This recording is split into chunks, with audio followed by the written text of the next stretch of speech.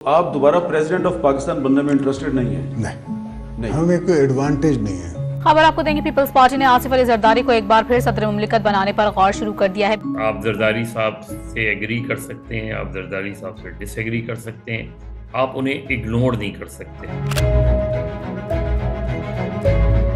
आसिफ अली जरदारी साहब जो हैं वो एक उनका ताल्लुक एक सियासी घराने से है। उनके वालिद से भी मेरी मुलाकातें रही हैं, हाकिम अली जरदारी साहब, और वो जुल्फ़िकार अली भुट्टो के साथ भी रहे, उनके मुखालिफ भी रहे, और बाएं बाजू की जो पार्टी होती थी नेशनल अवामी पार्टी, उसके मरकज़ी रहनुमा भी रहे, और पीपल्स पार्टी की तरफ से वो कौमी असम्बली के रुकन भी रहे। ये सारी वो बातें हैं जो आसिफ अली जरदारी से शादी से पहले की थी।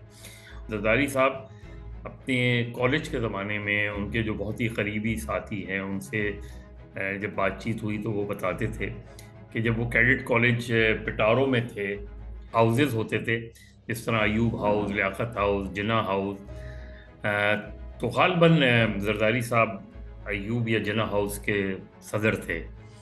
वो ज़ाहिर पोलो के प्लेयर रहे, उसमें उन्होंने एक बहुत ही ऐसी ज़िंदगी गुजारी कि उनका एक अपना एक प्ले बॉय इमेज भी उन्होंने बनाने की कोशिश की। वो सारी चीज़ें सारे जहां में धूम मची है, बेनज़ीर की शादी रची है, लोगों ने शोर मचाया है, शादी का दिन आया है। मोहतरमा बेनज़ीर भुट्टो से शादी हुई उनकी 1987 में। उस शादी में जो अहम किरदार था वो उनकी वालदा टिम्मी बुखारी ने और बेनज़ीर भुट्टो साहिबा की वालदा बेगम नुसरत भुट्टो ने प्ले किया, और दोनों की बहुत दोस्ती थी, गहरी दोस्ती थी, और उसकी बुनियाद पे फिर ये जो है वो शादी के बंधन में दोनों बंधे। और उस वक्त तक उनका कोई एक्टिव पॉलिटिकल रोल नहीं नज़र आया। बहुत से लोगों का ख्याल था कि शायद बेनज़ीर भुट्टो ने अभी पॉलिटिकल करियर उस लिहाज से कि अब मेन स्ट्रीम पॉलिटिक्स शुरू की है तो उनको शायद इतनी जल्दी शादी नहीं करनी चाहिए थी। लेकिन एक दूसरा जो आस्पेक्ट था, जो एक ज़माने में बेनज़ीर भुट्टो साहिबा से मैंने गुफ्तगू की थी, तो उन्होंने कहा था एक सोशल प्रेशर भी था, और सोशल प्रेशर उनके बकौल उन पे यही था कि जब मेन स्ट्रीम पॉलिटिक्स कर रहे हैं, जलसे जुलूस, फिर आगे जाके तो अच्छा नहीं लगता कि कोई अनमैरिड वुमेन जो है, तो वो कहने लगी उस तरह का एक सोशल प्रेशर भी उस पर था। लेकिन बहरहाल जब शादी हुई तो शादी भी बड़ी इस लिहाज से पॉलिटिकल मैरिज हुई। I would like to thank the honorable members of this house. Indeed, I would like to thank the house for once again reposing confidence in me. 88 में जब पीपल्स पार्टी की गवर्नमेंट बनी है तो उस वक्त जो है वो पहले चंद महीने में जरदारी साहब का कोई बहुत रोल नहीं था, लेकिन जब 89 में vote of no confidence Benazir Bhutto साहिबा के ख़िलाफ़ आई तो फिर जरदारी साहब का रोल ज़्यादा प्रोमिनेंट होकर सामने आया, और बहुत से लोगों का ख्याल था कि वोट ऑफ नो कॉन्फिडेंस को डिफीट करवाने में जरदारी साहब का बड़ा अमल दखल रहा। उन्होंने तकरीबन बेनज़ीर भुट्टो को इस चीज़ से कन्विंस किया कि कोई इस वक्त जो सूरत हाल है उसमें वोट ऑफ नो कॉन्फिडेंस को आप कोई आइडियोलॉजिकल उससे डिफीट नहीं कर सकती, तो थोड़ा सा अनकन्वेंशनल होके जाना पड़ेगा। और फिर जाहिर है हमने देखा कि उसके बाद दोनों तरफ IGI के जो लोग थे जिनको नवाज शरीफ साहब क़यादत कर रहे थे और इधर मोहतरमा बेनज़ीर भुट्टो थी, तो दोनों तरफ के MNAs को जो है वो रेस्ट हाउसेस में रखा गया किसी तरीके से, और फिर आखिर में जब vote of no confidence 2 vote से शिकस्त खा गई, उसके बाद बेनज़ीर भुट्टो को ज़्यादा कॉन्फिडेंस आया और आसिफ अली जरदारी, और उसके बाद हमने देखा कि उनका रोल बढ़ता चला गया। जरदारी साहब की आप क्या बात करते हैं? $60 मिलियन उन्होंने इस कौम का हड़प किया हुआ है। दुनिया में साबित किया हुआ करप्ट आदमी आसिफ जरदारी दुनिया में उसके ऊपर लिखा हुआ है कि मिस्टर 10%, मजमून लिखे हुए हैं, फिल्में बनी हुई हैं उसके ऊपर। जो खबर बुनियाद बनी 6 अगस्त 1990 को बेनज़ीर भुट्टो की गवर्नमेंट के ख़ात्मे की, उसका ताल्लुक़ आसिफ अली जरदारी साहब पे मुबैना इल्ज़ाम पे था कि उन्होंने एक बिजनेसमैन बुखारी नाम था उनका, उनको उन्होंने अगवा किया और उनके पैरों पे फिर बम बांध दिया गया और बम बांध के जाके रैंसम की मनी निकलवाई गई। और जब ग़ुलाम इसहाक़ ख़ान ने बेनज़ीर भुट्टो की गवर्नमेंट को डिसमिस किया तो उस वाक़े को उस चार्जशीट का हिस्सा बनाया। और उसके बाद से हमने देखा कि उसके बाद फिर जरदारी साहब की कैद व बंद का भी सिलसिला शुरू हुआ। फिर तो तकरीबन ये हो गया था कि या तो जरदारी साहब खुद ही कहा करते थे अक्सर कि मेरा ठिकाना या सेंट्रल जेल में है या वज़ीर आज़म हाउस में। फिर जब मुर्तज़ा भुट्टो का मर्डर हुआ है उस वक्त उन पे ये संगीन इल्ज़ाम लगाया गया कि वो भी इसके पीछे हैं, जिसको उन्होंने डिनाई किया। लेकिन ये कि जैसे मुर्तज़ा की साहिबजादी हैं फातिमा भुट्टो, इवन गनवा भुट्टो, तो ये लोग उनको काफ़ी हद तक सस्पेक्ट समझते हैं। और जरदारी साहब ने वो केस भी निपटाया। उस केस में भी उनको जो है वो जेल हुई काफ़ी। उन पे कई मर्डर केसेस भी हुए। उन पे पाकिस्तान स्टील के चेयरमैन के मर्डर केस हुआ, फिर जस्टिस निज़ाम के मर्डर का केस उन पे वो कायम हुआ। लेकिन इतने सालों में हमने देखा कि किसी एक केस में भी उन पे कन्विक्शन नहीं हुई। उसके बाद हमें ये नज़र आया कि उनका रोल ज़्यादा प्रोमिनेंट भी होता गया और ज़्यादा कंट्रोवर्शियल भी होता गया।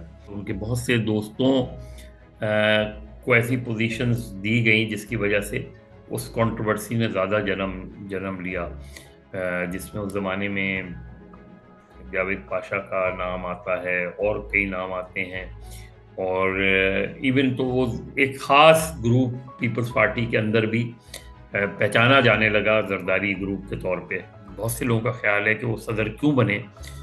उसका एक एस्पेक्ट ये भी था कि दौरान सदर उन पर कोई मुकदमा चल नहीं सकता था, तो उनके जो मुकदमात थे वो तकरीबन फाइल हो गए थे।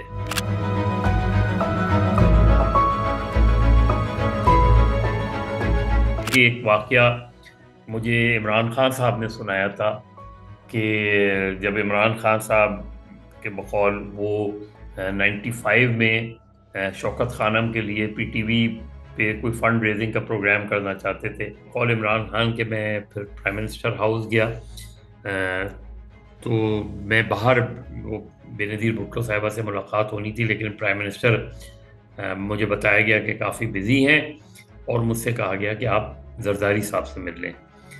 और कहने लगे वो मेरी एक तरीके से पहली मीटिंग थी विद आसिफ अली जरदारी।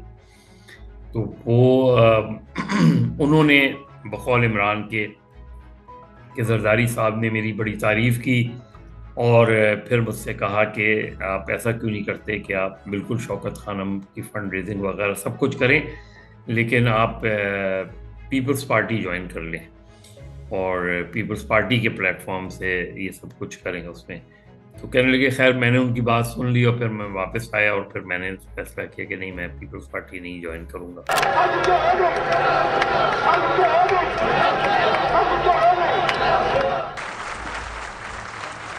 बेनज़ीर भुट्टो की अपनी शहादत हो गई तो उनका रोल ज़्यादा प्रोमिनेंट रोल बन के उभरा। उस वक्त सिंध में तकरीबन आग लगी हुई थी जब उन्होंने पाकिस्तान खपे का नारा लगाया, तो उससे बहुत से लोग उसको बहुत पॉजिटिवली लेते हैं। 2008 से 2013 तक जब पीपल्स पार्टी की गवर्नमेंट रही और जरदारी साहब सदर रहे और साथ में पीपल्स पार्टी के शरीक चेयरमैन भी रहे, अब पीपल्स पार्टी पार्लियामेंटेरियन के सदर हो गए हैं उसमें, तो जो पॉलिटिक्स रिवॉल्व कर रही है पाकिस्तान पीपल्स पार्टी की वो जरदारी साहब के ही गिर्द घूम रही है। जहां उनके बहुत से जो है वो दिए जाते हैं कि उन्होंने पार्टी को संभाले रखा, वहाँ उसमें हुआ ये कि उन 5 सालों में से पहले पीपल्स पार्टी का पंजाब में काफ़ी असर रसूख था जो कि हमें 2013 में ख़त्म होता नज़र आया। तो और एक वक्त ऐसा भी आया था कि 2013 में जब ये बात हुई थी कि पीपल्स पार्टी पंजाब में क्यों नहीं परफॉर्म कर पाई अच्छा, तो बहुत से लोगों का ख्याल था, इंक्लूडिंग पीपल्स पार्टी के जो प्रोमिनेंट लोग थे, कि जरदारी साहब का नाम जो था वो एक तरीके से इस तरीके से गया कि उसको किसी ने पसंद नहीं किया, और लोग भी पीपल्स पार्टी के वहाँ पंजाब के लोग कहते थे कि आपके तस्वीर के साथ हम इलेक्शन भी नहीं लड़ सकते। आपने 3 साल रहना है, उसके बाद आपने चले जाना है, हमेशा के लिए हमने रहना है। अगर हमें तंग करने की कोशिश की तो हम आपकी भी इंसेंट बजा देंगे। हमारी किरदार कशी करना छोड़ दो। अगर हमने आपकी शुरू की तो पता नहीं कितने जनरलों की शुरू हो जाएगी।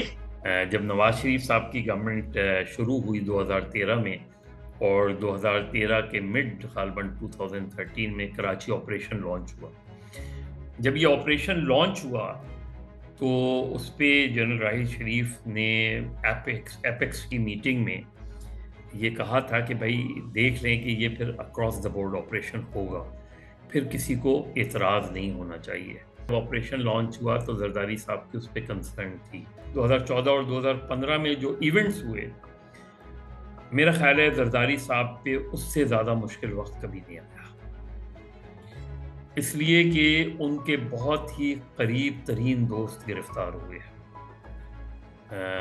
जो जिनके बारे में ये भी कहा जाता है कि मुबैना तौर पे उनके बिजनेस पार्टनर्स, जिनमें जो उनका सबसे प्रोमिनेंट नेम था जिसकी गिरफ्तारी पे वो तकरीबन चीख पड़े, वो था डॉक्टर आसिम हुसैन की गिरफ्तारी।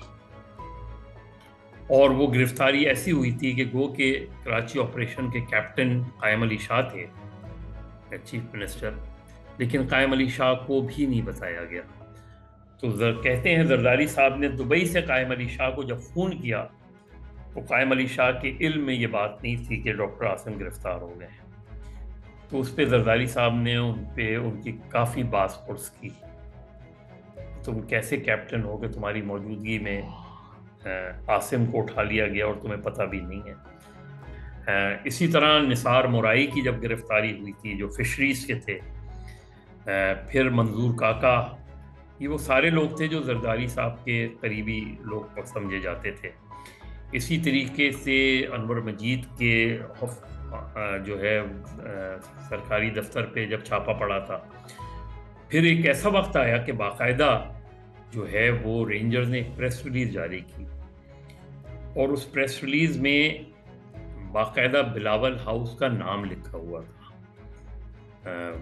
तो वो बाद में उसकी क्लैरिफिकेशन वगैरह भी हो सकी कि जी यूँ इस लिहाज से यहाँ से पैसे जाते हैं, इस तरह वो जाते हैं, ये सारा कुछ।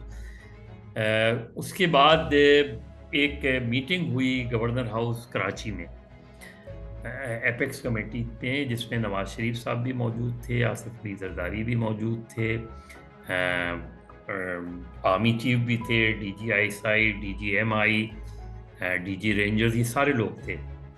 तो उस मीटिंग में जो सामने रखी गई ऑपरेशन में कहाँ कामयाबी हुई, तो वो तकरीबन जो है वो सिंध गवर्नमेंट के ख़िलाफ़ एक चार्जशीट थी। जनरल राहिल शरीफ ने, जनरल बिलाल उस वक्त DG रेंजर्स थे, तो उनसे कहा कि ज़रा लैपटॉप खोलो अपना और बताओ क्या क्या वो हैं। तो काफ़ी तल्ख मीटिंग रही वो।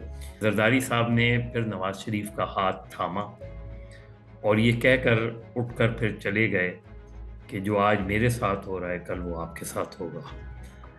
और उसके बाद फिर वो सारी जो तकरीर थी ईंट से ईंट बजाने की और फिर उनके दुबई जाने की, तो वो मेरा ख्याल है वो बहुत ही सख्त पीरियड था। एक जरदारी सब पे भारी। मैंने उनको 10 दफ़ा कहा कि नहीं भाई, हम फ़कीर लोग हैं, एक जरदारी सबसे यारी। बड़ा इम्तिहान जो था वो चौधरी बिरादरान से ताल्लुकात बेहतर करना।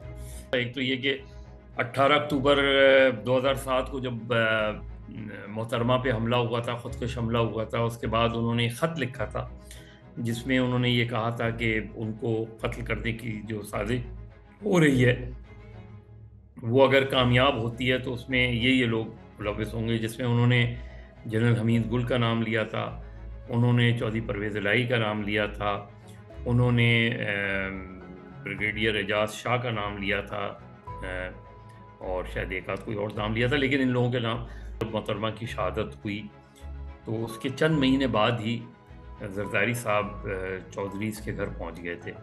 चौधरी परवेज़ इलाही ने एक मरतबा मुझे बताया था कि जब जरदारी साहब आए थे तो उन्होंने ये जुमला कहा था कि मैं नहीं चाहता कि हमारे बच्चे दुश्मनियों में जवान हों। इसी वजह से वो 90 भी पहुंच गए थे। उन्होंने 90 से खिताब किया था और MQM को और MQM से मसाइल हल करने के हवाले से, इसी तरह लंदन में उनकी अल्ताफ़ हुसैन से मुलाकात होती रहती थी उसमें। तो उनके पेश नज़र ये कभी नहीं रहा कि जी किसी के साथ माजी हमारा कैसा रहा है, और शायद एक यही वजह है कि उनका जो 5 साल का ऐवान सदर का दौर रहा वो बड़ा स्मूथ रहा। और जब 2013 में वो पहले सदर बने जिन्होंने पीसफुल ट्रांसफ़र ऑफ पावर के ज़रिए जो है वो आने वाले सदर को जो है हैंड ओवर की पावर, तो इस तरह का पूरा कैरेक्टर रहा है आसिफ अली जरदारी साहब का। Thank you for watching the full video. आप में से बहुत से ऐसे लोग हैं जिन्होंने शायद हमारा यूट्यूब चैनल सब्सक्राइब नहीं किया। So if you want to support independent journalism and watch more meaningful content, please subscribe to our YouTube channel.